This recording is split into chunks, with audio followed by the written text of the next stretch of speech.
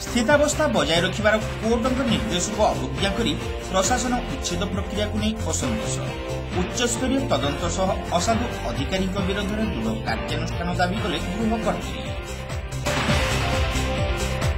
Court रे मामला विचाराधीन थिबा बेले अंगनवाड़ी केन्द्र को रास्ता नेबा आड़ प्रशासन पक्षरु ईश्वरनगर अंचलर जैनिक व्यक्ति गृह को भांगी दिया जायतिबा अभियोग होइछि।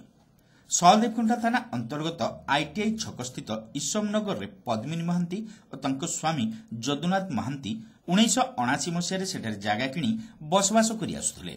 मात्र संपृक्त मौजार निरंजन ब्रह्म, मीरा ब्रह्म, ज्योतिरंजन ब्रह्म और गजेन्द्र महांती प्रमुख तांको सह शत्रुता आचरण करिबा जोगु श्रीमती महांती सेमानक विरोध में कोर्ट रे करथिबा देवानी मामला एबे मध्य विचाराधीन रही। जमीबाड़ी मापजुप को नहीं होइथिबा मामलार स्थितावस्था बजाय रखिबाकू कोर्टଙ୍କ अंतरीण निर्देश रही। यह सत्वे प्रशासन प्रतिपक्षों प्ररोचनार पड़ी रास्ता निर्माण आड़े तथा सरकारी जमी उच्छेद नाम तांको गृह पाचेरी को भांगी देथिबा श्रीमती महांती आरोप करिसेंती। प्रशासनर एभली बेआईन कार्य विरोध में पुलिस निकट में अभियोग कले भी थानाधिकारी एतला ग्रहण करुनथुबा अभियोगकारिणी श्रीमती महांती कहिसेंती। मामला विचाराधीन थिबा बेले एहार उच्चस्तरीय तदंत सह असाधु अधिकारी विरोध में उचित कार्यानुष्ठान पई से दाबी करिसेंती। हमको तो किछि नोटिस देई नाथि किंतु सांगे सांगे हमको माने मु देखली जे भांगुचंती मु जाई तहसीलदार को कहला बेलू मते पुलिस माने तांको छाड़िलेनी जीवा पई।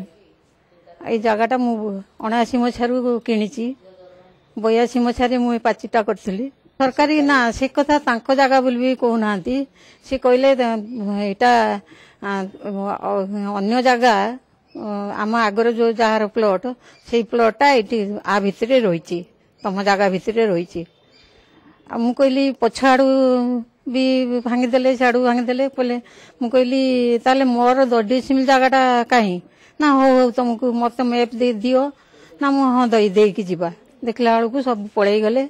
आउ तहसीलदार को जो पचारि कहले कहले मो पाखक आसला नोटिस किसी डॉक्यूमेंट आसला मु तुमको देवी मु विरोध कली किंतु पुलिस माने मते जीवाई देलेनी से माने पुलिस रही कहले तुम ये मोटे आसीपर लेडी पुलिस पूरा मते धक्का देकी बाहर करदे। मु चाहूँ मोर जगहटा मते केमती मिल से अनुसार मु व्यवस्था करी पाचेरी करी पाचेरी करने मुझे चाहूँगी कहीं मुझे एकुटिया रोची मु केस करी किंतु से माने नौना देखुना से कोर्ट ऑर्डर टाक देखुना से